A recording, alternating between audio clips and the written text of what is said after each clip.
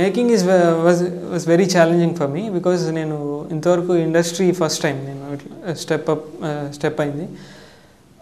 యూకేలో అక్కడ చేశాను, అవి కొంత ఎక్స్పీరియన్స్ ఇచ్చింది. కాకపోతే this was completely different experience for me. It has 4 stages actually: pre production, production, post production and release. So ఈ 4 stages, each stage is very new for me and very challenging because ఇందులో ఏంటంటే 40 odd characters ఉన్నాయి టోటల్గా. ఈ మూవీలో 40+ characters ఉన్నాయి. So ఈ 40+ క్యారెక్టర్స్ని నేను ఆడిషన్ చేయాల్సి వచ్చింది. అందరూ కొత్త వాళ్ళే. So I have to take 40 perfect roles for each character. So దానికి ఏంటంటే నేను 4 to 5 months నేను ఆడిషన్స్ చేయడం జరిగింది.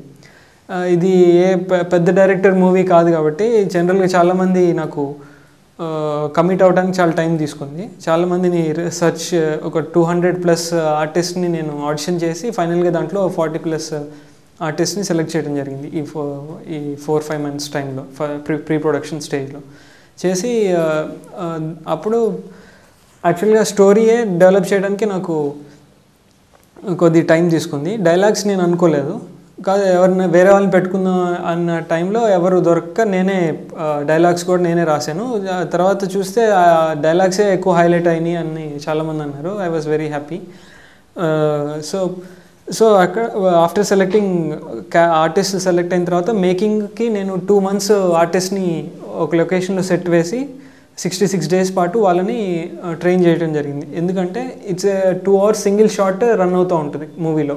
1/4 పార్ట్లో 1/4 స్క్రీన్లో 2 hours కంటిన్యూస్ షాట్ రన్ అవుతుంది. ఈ 2 hours ఆర్టిస్ట్ పర్ఫామ్ చేస్తూనే ఉండాలి. సో వాళ్ళు అట్లా పర్ఫామ్ చేయడానికి నేను 66 days పాటు వాళ్ళని ట్రైన్ చేయడం జరిగింది. So it was very hectic job because ఈ 40 క్యారెక్టర్స్ని నేను ఆ 2 months బ్లాక్ చేసి వాళ్ళని అక్కడ ట్రైనింగ్ ఇప్పించి, ఎక్కడ వాళ్ళు ఏ ఒక్క క్యారెక్టర్ పోయినా మళ్ళీ నేను షూటింగ్ టైంకి ఎవరైనా హ్యాండ్ ఇచ్చినా నాకు ప్రాబ్లం అవుతుంది. ఎందుకంటే ఏ ఒక్క క్యారెక్టర్ మిస్ అయినా నేను ఈ 2 months చేసిన మొత్తం ఎఫర్ట్ లాస్ అవుద్ది. సో వాళ్ళందరినీ జాగ్రత్తగా హ్యాండిల్ చేసి వాళ్ళు కూడా చాలా ఇంట్రెస్టింగ్గా, చాలా ఇంట్రెస్ట్ చూపించి చేశారు. So everyone was very talented actor. So ఫైనల్గా నేను అట్లా షూట్ చేయడం జరిగింది. షూటింగ్ టైంలో ఏంటంటే సింగిల్ షాట్ కాబట్టి ఏ ఒక్క 1 hour తర్వాత ఏ ఒక్క క్యారెక్టర్ అయినా తప్పు చేసినా మళ్ళీ ఫస్ట్ నుంచి షూట్ చేయాల్సి వచ్చేది. సో దానికోసం ట్రైనింగ్ మంచి హెల్ప్ అయింది.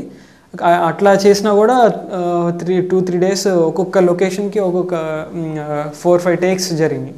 యాక్చువల్లీ ఇందులో ఒక జీప్ టేక్ ఉంది. జీప్కి కెమెరా ఫిక్స్ అయి ఉంటుంది. సో ఈ జీప్ కంటిన్యూస్గా 2 hours రన్ అవుతూ ఉంటుంది సిటీలో. సో ఈ 2 hours కంటిన్యూస్ జీప్ ట్రావెలింగ్ అప్పుడు చాలా ప్రాబ్లమ్స్ వచ్చినాయి. సిటీలో తిరుగుతూ ఉంటుంది కాబట్టి అప్పుడప్పుడు పోలీసులు వచ్చి ఆపేవాళ్ళు. సో దాంతో మళ్ళీ ఫస్ట్ నుంచి తీయాల్సి వచ్చేది. అప్పుడప్పుడు వాళ్ళు ట్రాఫిక్ జామ్ అయిపోయి నెక్స్ట్ సీన్కి వచ్చేసరికి ఆ లొకేషన్కి వెళ్ళాలి. సో అది కూడా ప్రాబ్లం అయ్యేది. సో ఇట్లాంటి ప్రాబ్లమ్స్ అన్నీ చాలా ఓపిక్గా చేసి ఫైనల్గా షూటింగ్ ఫినిష్ చేసాం. ఇప్పుడు షూటింగ్ ఫినిష్ చేసింది అదొక స్టేజ్.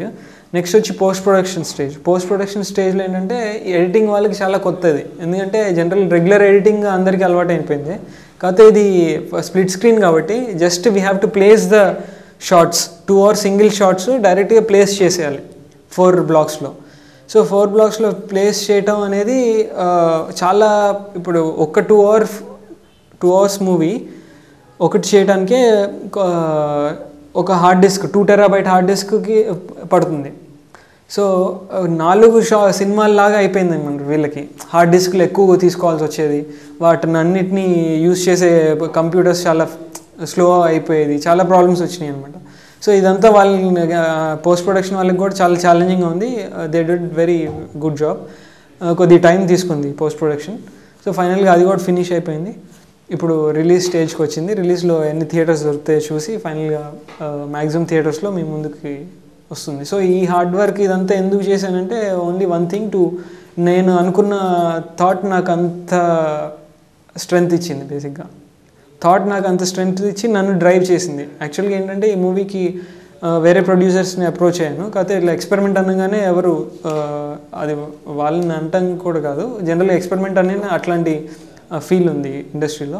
సో నేను ఇంకా నా థాట్ నాకు అంత కాన్ఫిడెన్స్ ఉండటం మూలాన నేను మా ఫాదర్ని ప్రెషర్ చేసి మా ఫాదర్తోనే మేము పేరెంట్సే ప్రొడ్యూస్ చేశారు ఈ మూవీ. సో ఇదంతా నేను చాలా నమ్మకంతో, చాలా నాకు వచ్చిన థాట్ మీద నమ్మకంతో నేను తీశాను. ఇది డెఫినెట్గా మీ అందరికీ ఒక కొత్త ఎక్స్పీరియన్స్ ఇస్తుంది అని నేను దృఢంగా నమ్ముతాను. ఈ మూవీలో సాంగ్స్ లేవు కంప్లీట్, ఎందుకంటే స్ప్లిట్ స్క్రీన్ కాబట్టి సాంగ్స్ అవసరం కూడా లేదు బేసిక్గా. సో దీనికి recording place the major role అనమాట. దానికి జాన్ పీటర్ అనే అతను మ్యూజిక్ కంపోజ్ చేశాడు. కీబోర్డిస్ట్గా మన కనకేష్ రాథోడ్, వీళ్ళిద్దరు కలిసి ఈ మ్యూజిక్ చేయడం జరిగింది. సో దీంట్లో ఏంటంటే రెగ్యులర్ ఫార్మాట్లో ఉంటే ఈజీ అయ్యేది జాబ్ వాళ్ళకి. ఇప్పుడు ఏంటంటే దీంట్లో కట్ షాట్స్ లేవు, కంటిన్యూస్ షార్ట్స్, 2 hours షార్ట్స్. అది 4 blocks-లో రన్ అవుతూ ఉంటుంది, 4 scenes. దేనికి కొట్టాలి, దేనికి కొట్టకూడదు, వాళ్ళకి ఇట్లాంటి సినిమా ఎందుకు చేస్తున్నారా బాబు అన్న ఫీల్లో ఉన్నారు స్టార్టింగ్లో. తర్వాత వాళ్ళకే చాలా బాగుంది, చాలా కొత్త ప్రయోగం అని వాళ్ళకి వాళ్ళే నాకు చెప్పారు అనమాట. నేను తర్వాత అడిగాను యాక్చువల్గా, అసలు మీ బేసిక్ ఫీలింగ్ ఏం కలిగింది నేను ఫస్ట్ అప్రోచ్ అయినప్పుడు అంటే, ఫస్ట్ ఏదో ఇదేం సినిమా రా బాబు నాకు అన్న ఫీల్ వచ్చింది. తర్వాత అసలు చూస్తే స్క్రీన్ ప్లే కానీ టెంపో కానీ చాలా బాగా మెయింటైన్ అయింది, చాలా కొత్త ఎక్స్పీరియన్స్ మేము కూడా ఫీల్ అయ్యామన్నారు. అయితే మ్యూజిక్ వచ్చేసరికి ఏదైతే మేజర్ సీనో దానికి మ్యూజిక్ ప్లే చేస్తూ నేను దానికి కొన్ని టెక్నిక్స్ యూజ్ చేసి చేయించడం జరిగింది. సో కంప్లీట్లీ అవుట్పుట్ చూసిన తర్వాత everyone was talking about music. It was mind blowing అనమాట. సో ఐ థింక్ నేను అనుకున్న టార్గెట్ రీచ్ అయ్యాను అనిపించింది. ఈ మూవీ చాలామంది ప్రముఖులు చూశారు ఇండస్ట్రీలో. దాంట్లో the greatest compliment was by Chota K Naidu గారు.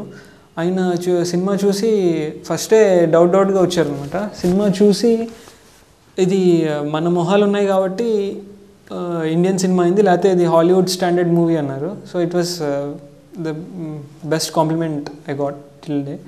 అండ్ ఇంకోటి వచ్చి భరద్వాజ్ గారు was anti to this idea first from the beginning. 4 screens ఏంటి, నీకేమైనా పిచ్చి పట్టిందా, ప్రయోగాలు చేస్తే నార్మల్ ప్రయోగాలు చేయాలి, ఇట్లాంటి ఐడియాలు పెట్టుకొని చేస్తే పోతాం అన్నట్టు ఫస్ట్ నుంచి ఉంది. బిగినింగ్ స్టేజ్ నుంచి ఆయనకి ఎవరో చెప్పారండి ఇట్లా స్ప్లిట్ స్క్రీన్లో మూవీ తీస్తున్నారని. సో అప్పటి నుంచి ఆయన నెగిటివ్గానే ఉండింది. ఆయన దాంట్లో నేను చరిత్ర అనే దాంట్లో నేను డబ్బింగ్ కూడా చేయించాను. అప్పుడు కూడా ఒకసారి వచ్చి చూశారు. అప్పుడు ఏం క్లారిటీ రాలేదు యాక్చువల్లీ. అప్పుడు ఇంకా మ్యూజిక్ లేదు, ఏం లేదు, రా ఫుటేజ్ చూశారనమాట. సో అప్పుడు ఇంకా నెగిటివ్ అయిపోయింది చూడటం. తర్వాత వెళ్ళి ప్రివ్యూకి పిలిచిన రోజు అసలు ఎట్లా అనుకుంటున్నావు నువ్వు, ఒకళ్ళు మాట్లాడుతుంటే ఇంకోళ్ళు మాట్లాడుతుంటేనే డిస్టర్బెన్స్ ఉంటుంది, ఏది చూడాలనేది, అట్లాంటిది నువ్వు 4 పెట్టి ఎలా తీస్తావు అనేది అంటే, సరే ఒకసారి వచ్చి చూడండి, మీకు నచ్చకపోతే వెళ్ళిపోండి అనేది ఒకటి చెప్పాను. సో హీ కేమ్ అండ్ వచ్చి చూస్తే ఇంటర్వెల్లో వెళ్ళిపోతారేమో అనుకున్నాను. కంప్లీట్ మూవీ ఇంటర్వెల్ అయిపోయి బయటకు వచ్చి వెంటనే స్టార్ట్ అయిపోయింది అనగానే ఫస్ట్ ఆయనే లోపలికి వెళ్ళారు చూడటానికి. సో తర్వాత బయటకు వచ్చి చాలా అద్భుతంగా ఉంది, గ్రేట్ జాబ్ అని మెచ్చుకున్నారు. సో చాలా నేను అనుకున్నది రీచ్ అయ్యాను అనిపించింది. అప్పుడు బేసిక్గా ఏంటంటే ఎందుకు చూడాలి ఈ మూవీ అంటే, ఇది నేను ఏదో art movie type complete art టచ్తో అంటే ఇది మీ కామెడీ కానీ ఇట్లాంటి ఎంటర్టైన్మెంట్ ఏం లేకుండా అయితే తీయలేదు. కంప్లీట్ ఎంటర్టైన్మెంట్ మోడ్లో క్రైమ్ బేస్డ్ జానర్ కింద ఈ కంప్లీట్ మూవీ రన్ అవుతుంది. ఎక్కడ బోర్ కొట్టదు. At the same time you will get a thrilling experience. And ఇంకోటి ఏంటంటే ఈ మూవీ మిమ్మల్ని కొన్ని 1-2 days దాకా ఈ మూవీ మిమ్మల్ని హాంట్ చేస్తుంది, అంటే వెంటాడుతుంది. సో అంత థాట్ ప్రాసెస్ రన్ అవుతుందని నేను ఎక్స్పెక్ట్ చేస్తున్నాను.